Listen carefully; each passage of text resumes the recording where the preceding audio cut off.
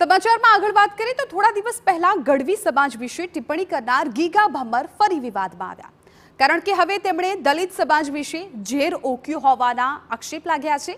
તેમણે ભાવનગરમાં એક કાર્યક્રમ દરમિયાન દલિત સમાજ વિશે ગેરબંધારણીય અને વાંધાજનક શબ્દોનો ઉપયોગ કર્યો તેવા આક્ષેપ લાગ્યા। ત્યારે દલિત સમાજે રોષની લાગણી વ્યક્ત કરી, જેને લઈને દલિત અધિકારી મંચના કન્વીનરે પણ વિડીયો જાહેર કરીને ગીગા ભમ્મર સામે કડક પોલીસ કાર્યવાહીની માંગ કરી।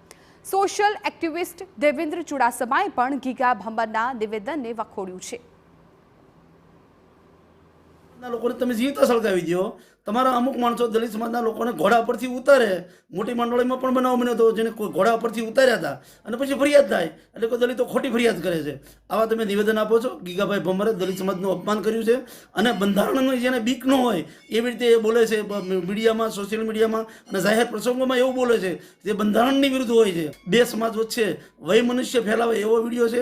એટલે જિલ્લાના પોલીસ વડા અને રેન્જ આઈજી સાહેબને મેં એક પત્ર પાઠવીને રજૂઆત કરી છે કે આવા લોકો સામે તાત્કાલિક ફરિયાદ દાખલ કરવી જોઈએ। એ શબ્દ ગીગાભાઈ ભમ્મર નામના વ્યક્તિ વારંવાર બોલી રહ્યા છે, એને લઈને આજે સમગ્ર અનુસૂચિત જાતિની લાગણી તૂફાની છે। તો ગીગાભાઈ ભમ્મર નામના વ્યક્તિ ઉપર કાયદેસરની કાર્યવાહી કરવામાં આવે। એમને પણ ખબર પડવી જોઈએ કે આપણા ગુજરાતની અંદર સંવિધાન લાગુ છે, સંવિધાન ખતમ નથી થયું, એટલે કે આવા શબ્દ બોલવાથી કોઈ પણ સમાજની લાગણી દુભાય એવા શબ્દ બોલવાથી શું થાય એમને પણ કાયદાનો ભાન કરાવો। ગઢવી સમાજનું બોલી ગયા અને હવે અનુસૂચિત જાતિની લાગણી દુભાય એવા શબ્દ ગીગાભાઈ ભમ્મર નામના વ્યક્તિ વારંવાર સ્ટેજ ઉપરથી બોલી રહ્યા છે। હાલમાં વિડીયો ખૂબ જ વાયરલ થઈ રહ્યો છે, એના કારણે સમગ્ર અનુસૂચિત જાતિની